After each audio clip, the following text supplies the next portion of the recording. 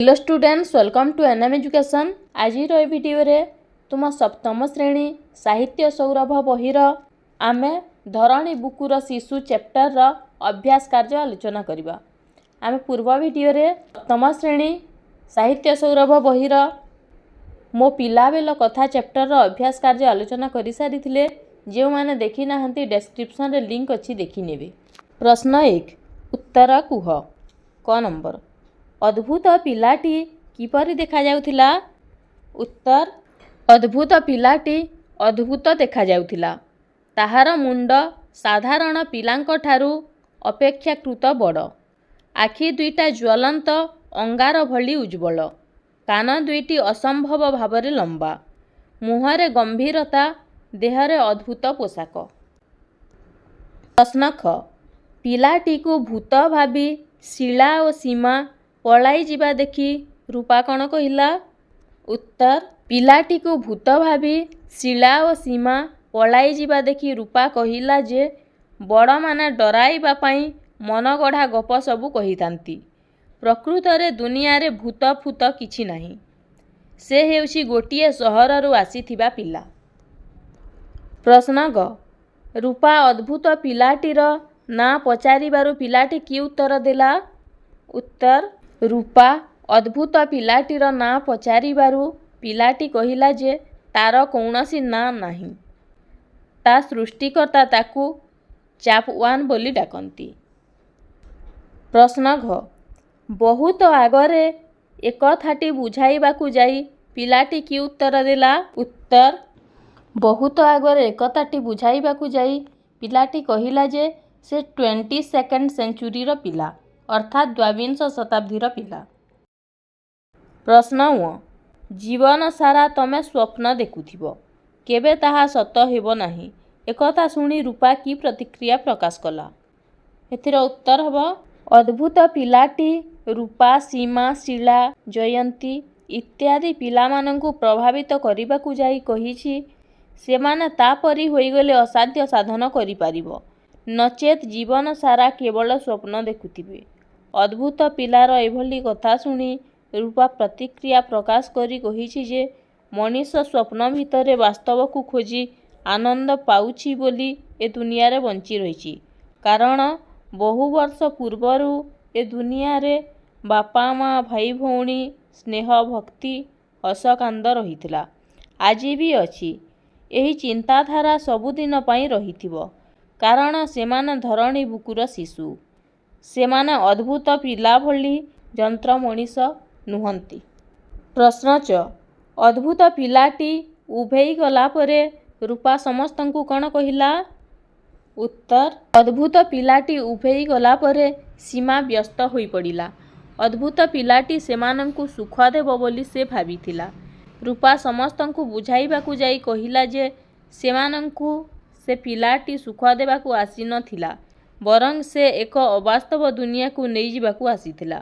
मात्र सेमाने कठिन परिश्रम करी निज स्वप्न को साकार करिवे, निज परिवेश रे रही समस्तंकु उपयुक्त सम्मान देई सत्पथरे चाली जीवन को गढ़िबे, कारण सेमाने हेउचंती धरणी बुकुर शिशु। सेमाने अमृतर संतान। सेमाने केबे हेले अद्भुत पिला भली यंत्र मनीष हेबाकू चाहिबे नाही। सेमानंक लक्ष्य अमरत्व वस्तुवादिता नुहे। प्रश्न 2 प्राय 100 शब्द मध्य उत्तर लेख। क नंबर अद्भुत पिलाटी को देखी ओ ता कथा सुनिला परे सीमा कण कहिला? उत्तर अद्भुत पिलाटी को देखी सीमा डरी जाइथिला ओ ताहाकू भूत बोली भाबिथिला। सीमार जेजेमा ताकू कहिथिले जे थरे पिलादिना से एही आंब तोटारे गोटिए भूत देखिथिले, जाहार मुंड गंडी अपेक्षा बड़ थिला एवं ताहार आखि दुईटी एहीपरि जलुथिला। से मध्य तांकू कामुड़ीबाकू गोड़ाइथिला। तेणु सीमा विचार रे अद्भुत पिलाटी हेउछि सेही भूत जे कि सेमानंकू कामुड़ी देव। एही भली कथा कही सीमा समस्तंकू डराई देइथिला। प्रश्न ख चापवान को काहेकि झियो मानंक निकट को पठा जाइथिला? काहेकि ना चापवान र स्रष्टा चापवान परी 100टी पिलांकु सृष्टि करिथिले। से सही पिलामानंकु पृथ्वीर विभिन्न स्थान को पठाई ପୃଥିବୀର ପିଲାଙ୍କ ସହିତ ମିଶିବା ସହ ସେମାନଙ୍କୁ ସ୍ୱପ୍ନ ଦୁନିଆରୁ ବାସ୍ତବ ଦୁନିଆକୁ ନେଇଯିବା ପାଇଁ କହିଥିଲେ। ସୁତରାଂ ଚାପୁଆନକୁ ପଠାଇ ଚାପୁଆନର ସ୍ରଷ୍ଟା ପୃଥିବୀର ଅର୍ଥାତ୍ ଧରଣୀ ବୁକୁର ଶିଶୁ ଝିଅମାନଙ୍କୁ ନେଇଯାଇ ସେମାନଙ୍କୁ ଅଦ୍ଭୁତ ପିଲା ପରି କରିଦେବାକୁ ଏଭଳି କରିଥିଲେ। ପ୍ରଶ୍ନ ଗ ଚାପୁଆନଙ୍କ ଆଦର୍ଶ କଥା ଶୁଣି ବି ରୂପା ତା ସାଙ୍ଗରେ ଯିବା ପାଇଁ ମନା କଲା କାହିଁକି? କାହିଁକି ନା ଚାପୁଆନଙ୍କ ଆଦର୍ଶ କଥା ଶୁଣି ରୂପା ତା ସାଙ୍ଗରେ ଯିବା ପାଇଁ ମନା କରିଥିଲା। କାରଣ ଚାପୁଆନ ଥିଲା ଯନ୍ତ୍ର ମଣିଷ, ବସ୍ତୁବାଦୀ ଚିନ୍ତାଧାରାର ମଣିଷ। ତା ଜୀବନରେ ସାଧାରଣ ମଣିଷ ଭଳି ହସ, କାନ୍ଦ, ସ୍ନେହ, ପ୍ରେମ ଓ ଭକ୍ତି ଭଳି କୌଣସି ବ୍ୟବହାର ଦେଖିବାକୁ ମିଳିବ ନାହିଁ। ତେଣୁ ସେଭଳି ସ୍ୱପ୍ନହୀନ ଜୀବନ ଅପେକ୍ଷା ଧରଣୀ ବୁକୁର ଶିଶୁ ଭାବରେ ରହିବା ପାଇଁ ରୂପା ଚିନ୍ତା କରିଥିବାରୁ ଚାପୁଆନ ସାଙ୍ଗରେ ଯିବା ପାଇଁ ମନା କରିଥିଲା। ପ୍ରଶ୍ନ ଘ ଚାପୁଆନ ଏକ ଯନ୍ତ୍ର ବୋଲି କିପରି ପ୍ରମାଣିତ କରିଥିଲା? ଉତ୍ତର ଚାପୁଆନ ଏକ ଯନ୍ତ୍ର ବୋଲି ପ୍ରମାଣିତ ହୋଇଥିଲା କାରଣ ତାହାର ସାଧାରଣ ପିଲା ଭଳି କେହି ବାପା ମା ନଥିଲେ କିମ୍ବା ତାହାର ସେଭଳି କୌଣସି ନାମକରଣ ନଥିଲା। ସେ ସ୍ୱପ୍ନ ଅପେକ୍ଷା କେବଳ ବସ୍ତୁବାଦୀ ଚିନ୍ତାଧାରାରେ ବିଶ୍ୱାସ କରୁଥିଲା। ତା ଜୀବନରେ ସ୍ନେହ, ଭକ୍ତି, ସୁଖ ଦୁଃଖ, ସତ୍ୟ, ଶାନ୍ତି, ଦୟା, କ୍ଷମା ପରି ମାନବୀୟ ଗୁଣ ନଥିଲା। ସେ କେବଳ ସ୍ରଷ୍ଟାର ଆଦେଶ ହିଁ ମାନିଥିଲା ଏବଂ ତା ନିର୍ଦ୍ଦେଶରେ ହିଁ କାମ କରୁଥିଲା। ଏସବୁରୁ ସେ ଯନ୍ତ୍ର ବୋଲି ନିଜକୁ ପ୍ରମାଣିତ କରିଥିଲା। ପ୍ରଶ୍ନ ମ ଅଦ୍ଭୁତ ପିଲାଟି ଉଭେଇ ଗଲା ପରେ ରୂପା କ'ଣ କହିଲା? ଏଥିର ଉତ୍ତର ହେବ ସମସ୍ତଙ୍କ ଭିତରେ ରୂପା ବେଶ୍ ବୁଦ୍ଧିଆ ଥିଲା। ଅଦ୍ଭୁତ ପିଲା ଉଭେଇ ଗଲା ପରେ ସୀମା ବ୍ୟସ୍ତ ହେଲା। ଅଦ୍ଭୁତ ପିଲା ସେମାନଙ୍କୁ ସୁଖ ଦେବ ବୋଲି ସେ ଭାବିଥିଲା। ରୂପା ସମସ୍ତଙ୍କୁ ବୁଝାଇ ଦେଲା ଯେ ଅଦ୍ଭୁତ ପିଲାଟି ସେମାନଙ୍କୁ ଯନ୍ତ୍ର ଶିଶୁରେ ପରିଣତ କରାଇ ଏକ ଅବାସ୍ତବ ଦୁନିଆକୁ ନେବା ପାଇଁ ଆସିଥିଲା। ମାତ୍ର ତାହା ଠିକ୍ ନୁହେଁ। ସେମାନେ ଏଇ ମାଟିର ଶିଶୁ କଠିନ ପରିଶ୍ରମ କରି ନିଜର ପରିବେଶରେ ସମସ୍ତ ମାନବୀୟ ଗୁଣାବଳୀକୁ ଆଧାର କରି ସେମାନେ ନିଜ ନିଜର ସ୍ୱପ୍ନକୁ ସାକାର କରିବେ, ସତ୍ ପଥରେ ଜୀବନ ଗଢ଼ିବେ। ଅଦ୍ଭୁତ ପିଲା ଭଳି ଯନ୍ତ୍ର ମଣିଷ ହେବା ଉଚିତ ନୁହେଁ। ଉତ୍ତମ କର୍ମ ମଣିଷକୁ ଚିରଦିନ ଅମର କରି ରଖିବ। ବାସ୍ତବ ଦୁନିଆଠାରୁ ଯନ୍ତ୍ର କେବେ ଶୀର୍ଷକୁ ଉଠି ନ ପାରେ। ରୂପା କଥାରେ ସମସ୍ତେ ପ୍ରଭାବିତ ହୋଇଥିଲେ। ପ୍ରଶ୍ନ 3 100 ଶବ୍ଦ ମଧ୍ୟରେ ଉତ୍ତର ଲେଖ। କ ନମ୍ବର ଏହି ଏକାଙ୍କିକାରେ ନାଟ୍ୟକାର ଆମକୁ କ'ଣ କହିବାକୁ ଚାହିଁଛନ୍ତି? ଉତ୍ତର ଆମେ ଧରଣୀ ବୁକୁର ଶିଶୁ। ଏକାଙ୍କିକାର ନାଟ୍ୟକାର ହେଉଛନ୍ତି ଭାସ୍କର ଚନ୍ଦ୍ର ମହାପାତ୍ର।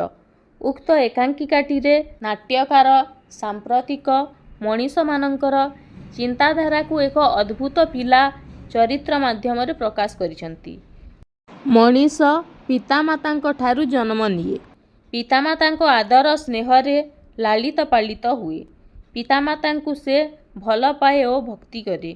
ସେ ଦୁଃଖରେ କାନ୍ଦେ ଓ ସୁଖରେ ହସେ। ଅନ୍ୟ ପ୍ରତି ସହାନୁଭୂତିଶୀଳ ହୁଏ। ସେ ଜୀବନରେ ବଡ଼ ହେବାକୁ ଚାହେଁ। ସେ ଅନେକ ସ୍ୱପ୍ନ ଦେଖେ। ସେହି ସ୍ୱପ୍ନକୁ ସାକାର କରିବା ପାଇଁ ସେ କଠିନ ପରିଶ୍ରମ କରେ। ନିଜର ଉନ୍ନତି ସହିତ ପରିବାର ଓ ଦେଶର ଉନ୍ନତି ପାଇଁ ମାଟି ମାଆର ମର୍ଯ୍ୟାଦା ରକ୍ଷା ପାଇଁ ସଂଗ୍ରାମ କରେ। ସେ ବିଚାରଧାରାକୁ ନେଇ ସାହିତ୍ୟ ସୃଷ୍ଟି କରେ। କେବଳ ବିଜ୍ଞାନୀ ହେବାକୁ ଚାହେଁ ନାହିଁ। କାରଣ ଜୀବନରେ ସାହିତ୍ୟର ଭୂମିକା ରହିଛି ଏବଂ ବିଜ୍ଞାନର ଭୂମିକା ମଧ୍ୟ ରହିଛି। କେବଳ ବିଜ୍ଞାନୀ ହେବାକୁ ଓ ସ୍ୱପ୍ନ ବିନା ବାସ୍ତବତାକୁ ଆଦରି ନେବାକୁ ସେ ଚାହେଁ ନାହିଁ। ମାତ୍ର ବର୍ତ୍ତମାନର ମଣିଷ ସ୍ୱପ୍ନ ବିନା ବାସ୍ତବତାକୁ ଅଧିକ ଗୁରୁତ୍ୱ ଦେଉଛି। ଫଳରେ ତା ନିକଟରୁ ମାନବୀୟ ଗୁଣ କ୍ରମଶଃ ଦୂରେଇ ଯାଉଛି। ସେ ସୁଖରେ ହସୁନାହିଁ କିମ୍ବା ଦୁଃଖରେ କାନ୍ଦିବାକୁ ଚାହୁଁନାହିଁ। ସ୍ନେହ, ଭକ୍ତି, ହସ, କାନ୍ଦ, ସୁଖ ଦୁଃଖ ଯେ ଜୀବନରେ ନିହାତି ଦରକାର, ତାହା ସେ ଅନୁଭବ କରିପାରୁନାହିଁ। ଫଳରେ ମଣିଷ ଜୀବନରୁ ସ୍ୱାଭାବିକତା ଦୂରେଇ ଯାଉଛି। ସେ ଯନ୍ତ୍ର ମଣିଷ ପାଲଟି ଯାଉଛି। ନାଟ୍ୟକାର ଏଭଳି ଚିନ୍ତାଧାରାରେ ପରିବର୍ତ୍ତନ ଆଣିବା ପାଇଁ ଅଦ୍ଭୁତ ପିଲା ଓ ରୂପା ଭଳି ଚରିତ୍ର ସୃଷ୍ଟି କରି ନିଜର ବିଚାରବୋଧକୁ ପ୍ରକାଶ କରିଛନ୍ତି। ବାସ୍ତବିକ ନାଟ୍ୟକାରଙ୍କ ଚିନ୍ତାଧାରା ସମୟୋପଯୋଗୀ ହୋଇପାରିଛି। ପ୍ରଶ୍ନ କ ଆମେ ଧରଣୀ ବୁକୁର ଶିଶୁ ବୋଲି ନାମ ଦେବାର ବିଶେଷତ୍ୱ କ'ଣ? ଏଥିର ଉତ୍ତର ହେବ ଆମେ ଧରଣୀ ବୁକୁର ଶିଶୁ ଏକାଙ୍କିକାର ନାଟ୍ୟକାର ହେଉଛନ୍ତି ଭାସ୍କର ଚନ୍ଦ୍ର ମହାପାତ୍ର। ଉକ୍ତ ଏକାଙ୍କିକାଟିରେ ସେ ନିଜର ସମୟୋପଯୋଗୀ ଚିନ୍ତାଧାରାକୁ ଅତି ସୁନ୍ଦର ଭାବରେ ପ୍ରକାଶ କରିଛନ୍ତି। ଅଦ୍ଭୁତ ପିଲାଟି ଧରଣୀର ପିଲାଙ୍କୁ ତା ଭଳି ହେବା ପାଇଁ ପ୍ରେରଣା ଦେଇଛି। ବହୁ ପରିଶ୍ରମ କରି ସେମାନେ ଯାହା ହାସଲ କରିବାକୁ ଚାହିଁଛନ୍ତି ତାହାକୁ ଅତି ସହଜରେ ହାସଲ କରିପାରିବେ ବୋଲି ଅଦ୍ଭୁତ ପିଲାଟି ପ୍ରମାଣ କରି ଦେଖାଇ ଦେଇଛି। ଏପରିକି ଇଞ୍ଜିନିୟର, ଡାକ୍ତର କିମ୍ବା କଲେକ୍ଟର ହେବାର ସହଜ ବିଧି ପିଲାମାନଙ୍କୁ ସେ ବୁଝାଇ ଦେଇଛି। ତା କଥାରେ ପିଲାମାନେ ରାଜି ହେଲେ ମଧ୍ୟ ରୂପା ସମସ୍ତଙ୍କୁ ବାରଣ କରିଛି ଓ ଜୀବନର ବାସ୍ତବତା ସମ୍ପର୍କରେ ବୁଝାଇ ଦେଇଛି। ବିନା ପରିଶ୍ରମରେ କୌଣସି ବିଦ୍ୟାର ଅଧିକାରୀ ହେବା ପାଇଁ ରୂପା ଚାହିଁନାହିଁ। ରୂପା କହିଛି ସେମାନେ ହେଉଛନ୍ତି ଧରଣୀ ବୁକୁର ଶିଶୁ। ସେମାନେ ସ୍ୱପ୍ନ ଭିତରେ ବାସ୍ତବତାକୁ ଖୋଜି ଆନନ୍ଦ ପାଉଛନ୍ତି। ରୂପା ବିଚାରେ ଅଦ୍ଭୁତ ପିଲା ବୁଦ୍ଧିମାନ ହେଲେ ବି ତାଠାରେ କୌଣସି ପ୍ରକାର ମାନବୀୟ ଗୁଣ ନାହିଁ।